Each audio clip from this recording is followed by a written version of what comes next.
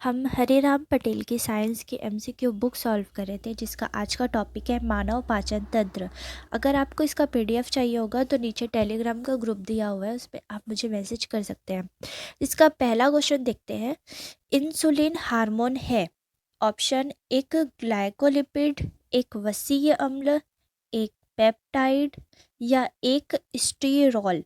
तो insulin hormone जो है वो है एक पेप्टाइड, यह एक पेप्टाइड होता है।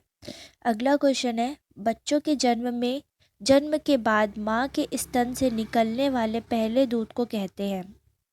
ऑप्शन है टेस्टोस्टेरोन, कोलेस्ट्रॉम, प्रोजेस्टेरोन या एस्ट्रोजन।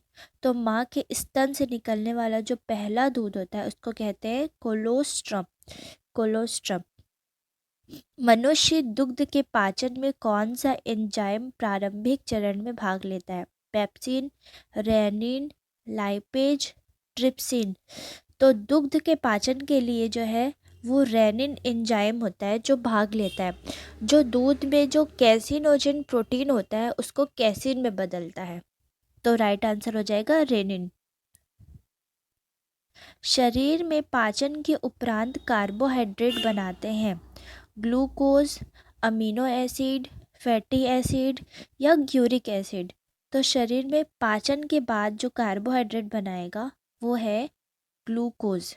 ग्लूकोज पाचन के बाद कार्बोहाइड्रेट बनाता है। इंसुलिन स्त्रावित होता है स्प्लीन द्वारा, गोनड द्वारा, यकृत द्वारा, पेंक्रियास के द्वारा। तो जो इंसुलिन होता है वो स्रावित होता है पेंक्रियास के द्वारा, जिसको बोलते हैं हिंदी में अग्नाशय। नीचे एक्सप्लेन किया गया है कि इंसुलिन पेंक्रियास या अग्नाशय के अंतःस्रावी भाग में लैंगरहिंस की द्वीपिकाओं की बीटा कोशिका में स्रावित होने वाला एक जंतु हार्मोन है। कैसा हार्मोन है? जंतु हार्मोन है। रासायनिक संरचना की दृष्टि से यह एक पेप्टाइड हार्मोन है जिसकी कमी से मधुमेह रोग होता है।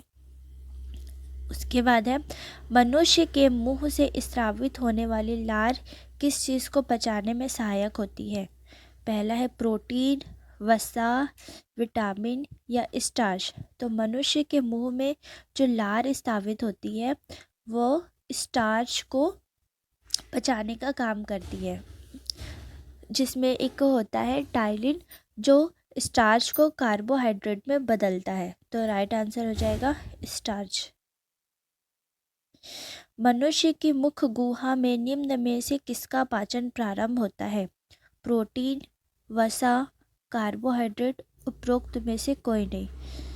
तो मनुष्य के मुख गुहा में पाचन होता है कार्बोहाइड्रेट का।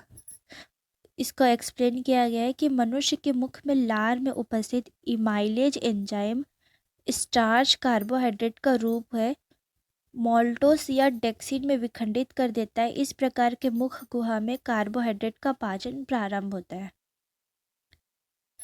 तो मुख गुहा में किसका पाचन होगा? कार्बोहाइड्रेट का। एकमात्र मानव अंग कौन सा है जो कोई हिस्सा अलग कर दिया जाने पर स्वयं का पुनर्जन्म कर देता है? मस्तिष्क, हृदय, वृक्क, यकृत या फेफड़े। तो राइट आंसर है डी, यकृत, जो स्वयं का पुनर्जन्म कर सकता है। यदि पेट या अमाशय कोई हाइड्रोक्लोरिक अम्ल का उत्पादन ना करे तो कौन सा एंजाइम कार्य नहीं करेगा? टाइलिन, ट्रिप्सिन, पेप्सिन या कोलेगेनेस। तो अगर अमाशय कोई हाइड्रोक्लोरिक अम्ल का उत्पादन नहीं करेगा तो पेप्सिन जो है वो कार्य करना बंद कर देगा, कोई कार्य नहीं करेगा। तो राइट आंसर हो जाएगा सी, पेप्सिन। वृक्क में पानी का पुनः अवशोषण किस हार्मोन के नियंत्रण में होता है? ACTH, ADH, FAH, LH। तो राइट आंसर है ADH, जिसमें पानी का पुनः अवशोषण होता है वृक्क में। निम्न आर्गनों में से कौन सा एक आर्गन वसा विघटित कर कोलेस्ट्रॉल उत्पन्न करता है? वसा विघटित करके कोलेस्ट्रॉल उत्पन्न करता है आंत, लीवर, लंग्स या किडनी। तो राइट आंसर है लीवर। लीवर यानी कि यकृत जो है वो वसा को विघटित करके कोलेस्ट्रॉल को उत्पन्न करता है। कड़वाहट के लिए मानव जीव का संवेदनशील क्षेत्र है नोक, मध्य भाग, पीछे का भाग या किनारा।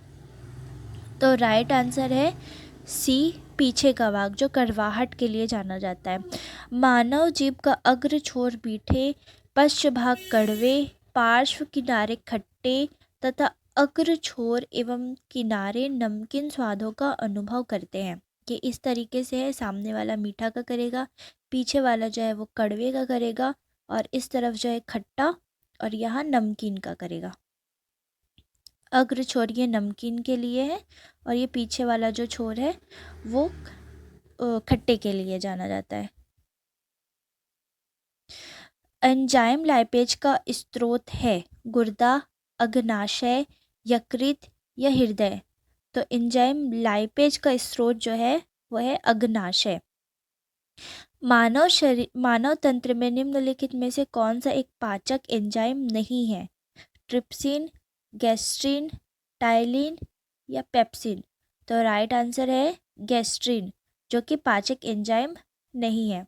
ट्रिप्सिन जो है वो प्रोटीन का पाचन करता है। टाइलिन जो है वो कार्बोहाइड्रेट, स्टार्च को कार्बोहाइड्रेट में बदलता है, और पेप्सिन भी प्रोटीन का पाचन करता है। तो गैस्ट्रिन नामक जो एंजाइम है वो पाचक एंजाइम नहीं है। मानव शरीर में पाचन का अधिकांश भाग किस भाग में संपन्न होता है? पेंक्रियास, बड़ी आंत, छोटी आंत या अमाशय। तो राइट आंसर हो जाएगा सी, छोटी आंत, जिसमें अधिकांश भाग यहाँ पर पाचन का होता है। एक्सप्लेन किया गया है कि मानव शरीर में पाचन का अधिकांश भाग छोटी आंत में संपन्न होता है।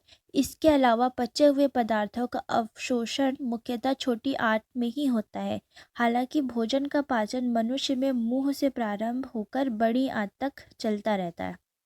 तो जो बड़ी आंत है उसमें जल का अवशोषण होता है और छोटी आंत में भोजन का अवशोषण होता है। मानव शरीर में प्रोटीन का पाचन निम्नलिखित में से किस अंग में प्रारंभ होता है? तो प्रोटीन का पाचन पूछ रहा है, कौन से अंग में प्रारंभ होगा? यकृत, मुंह, छोटी आंत या अमाशय। तो राइट आंसर हो जाएगा डी, अमाशय, जहाँ से प्रोटीन का पाचन शुरू होता है। एक्सप्लेन है कि मानव शरीर में प्रोटीन का पाचन अमाशय से प्रारंभ होता है। हालांकि पाचन का अधिकांश भाग छोटी आंत में संपन्न होता है। पचे हुए पदार्थों का अवशोषण भी मुख्यतः छोटी आंत में ही होता है। लार निम्न में से किसके पाचन में सहयोग करती है? स्टार्च, प्रोटीन, रेशे या वसा। तो लार जो है वो स्टार्च के पाचन में सहयोग करती है, जिसका लार में एक एंजाइम पाया जाता है टाइलिन, जो स्टार्च को कार्बोहाइड्रेट में बदलता है। तो राइट आंसर हो जाएगा स्टार्च। लार में एंजाइम इमाइलेज होता है जो स्टार्च को शर्करा में तोड़ता है। लार में लाइसोजोम नामक एंजाइम भी होता है जो भोजन के साथ आए हुए जीवाणुओं को नष्ट करने में सहायक होता है। तो लाइसोजोम एक एंटीबैक्टीरियल की तरह होता है जो कि जीवाणुओं को नष्ट करता है, और जो इमाइलेज होता है वो स्टार्च को या शर्करा को तोड़ने का काम करता है। प्रोटीन के पाचन में सहायक एंजाइम है यूरिएज, सल्फेटेज, ट्रिप्सिन या प्रोटीएस। तो प्रोटीन के पाचन में ट्रिप्सिन सहायक होता है। अमाशय का पीएच होता है शक्तिशाली क्षारीय, उदासीन, कमजोर अम्लीय, शक्तिशाली अम्लीय। तो राइट आंसर हो जाएगा डी, शक्तिशाली अम्लीय अमाशय का पीएच होता है। स्टार्च को जल अपघटन से ग्लूकोज बनाने वाला एंजाइम है यूरिएज, सल्फेटेज, ट्रिप्सिन, प्रोटीएस। स्टार्च को जल अपघटन से ग्लूकोज बनाता है, तो ये है बी, सल्फेटेज।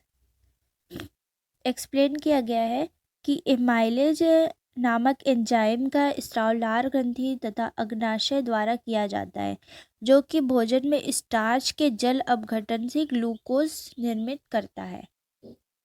एंजाइम एक विटामिन है, बैक्टीरियम है, बायो उत्प्रेरक है, वायरस है। तो एंजाइम एक बायो उत्प्रेरक होता है। एंजाइम वस्तु प्रोटीन होते हैं जो बायो उत्प्रेरक के रूप में जैव रासायनिक क्रियाओं को उत्प्रेरित तथा उनकी गति को बढ़ाने का कार्य करते हैं। तो एंजाइम एक बायो उत्प्रेरक है। कौन से परिवर्तन में एंजाइम ट्रिप्सिन उत्प्रेरकों का कार्य करता है? ऑप्शन है प्रोटीन को पेप्टोन में, प्रोटीन को पेप्टाइड में, प्रोटीन को अमीनो अम्ल में, या स्टार्च को ग्लूकोज में। तो जो ट्रिप्सिन उत्प्रेरक है वो प्रोटीन को अमीनो अम्ल में परिवर्तित करता है। तो राइट आंसर हो जाएगा सी। ट्रिप्सिन नामक एंजाइम का स्राव अग्नाशय द्वारा किया जाता है, जो कि प्रोटीन को अमीनो अम्ल में परिवर्तन के लिए उत्प्रेरक का कार्य करता है। निम्न में से कौन सा एंजाइम ग्लूकोज को एथेनॉल में परिवर्तित करने को प्रेरित करता है? जाइमेज, इन्वर्टेज, माल्टेज, डायस्टेज। क्वेश्चन बोल रहा है कि जो ग्लूकोज को एथेनॉल में कौन सा एंजाइम परिवर्तित करता है, तो ये है जाइमेज, जो ग्लूकोज को एथेनॉल में परिवर्तित करता है। निम्नलिखित में कौन सा लार की सहायता से पच जाता है? प्रोटीन, स्टार्च, रेशे या कोई नहीं। तो लार की सहायता से जो पचता है हमने पढ़ा है स्टार्च, जिसपे इमाइलेज नामक एंजाइम पाया जाता है जो स्टार्च को पचाने का काम करता है। जैविक सिस्टम में रासायनिक क्रिया की प्रक्रिया को तेज करने में उत्तरदायी पदार्थ है बैक्टीरिया, डीएनए, एंजाइम, प्रोटीन। तो राइट आंसर है सी, एंजाइम, जिसको हमने पढ़ा है कि ये एक उत्प्रेरक की तरह कार्य करता है, तो रासायनिक क्रिया में तेज करने का काम करता है एंजाइम। निम्न में से किस एक की उत्पत्ति यकृत का कार्य है? लाइपेज, यूरिया, श्लेष्मा, हाइड्रोक्लोरिक अम्ल।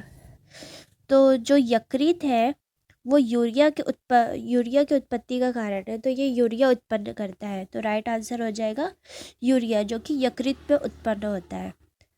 दंत क्षय प्रारंभ होता है जबकि मुख का पीएच अपेक्षाकृत निम्न होता है, 6.5, 7, 5.5 से या 10.5 से। तो मुंह जब दंत का क्षय कब प्रारंभ होगा? जब इसके पीएच होगा 5.5 यानी कि 5.5 से दंत का क्षय होना प्रारंभ हो जाता है। 85% जो दांत होता है वो कैल्शियम फास्फेट होता है और 10% कैल्शियम कार्बोनेट का बना होता है। वह जीव जो मृत जंतुओं के शेष भाग को खाते हैं कहलाते हैं मृतोपजीवी, अपरदाहारी, सर्वभक्षी, अपघटक। तो वह जीव जो मृत जंतुओं को खाते हैं उसको कहते हैं मृतोपजीवी। अमीबा की कोशिका के भीतर की पाचन प्रक्रिया को कहा जाता है? अमीबा की पाचन प्रक्रिया को क्या कहते हैं? बहुकोशिकीय पाचन, एक कोशिकीय पाचन, अंतःकोशिकीय पाचन या अमोबिक पाचन। तो राइट आंसर है सी, अंतःकोशिकीय पाचन। इंसुलिन हार्मोन है एक ग्लाइकोलिपिड, एक वसी अम्ल, एक पेप्टाइड या स्टेरॉल। पीछे पढ़ा था हमने कि इंसुलिन हार्मोन एक पेप्टाइड है। निम्न में से कौन सा एक आर्गन वसा को विघटित कर कोलेस्ट्रॉल उत्पन्न करता है? वसा को विघटित करके कोलेस्ट्रॉल उत्पन्न करता है? आंत, लीवर, फेफड़ा या किडनी। तो राइट आंसर है बी, लीवर, यानी कि यकृत जो है वो वसा को विघटित करके कोलेस्ट्रॉल बनाता है। मानव शरीर की कौन सी ग्रंथि इंसुलिन का स्त्राव करती है? थायराइड, पिट्यूटरी, पैंक्रियास या थाइमस। तो इंसुलिन का जो स्त्राव करती है वो है पैंक्रियास यानी कि अग्नाशय। खालिस्तान के लिए श्वसन गुणांक का मूल्य 1 होता है, तो ये याद रखना है कि ग्लूकोज का है तो श्वसन गुणांक का मान 1 होता है।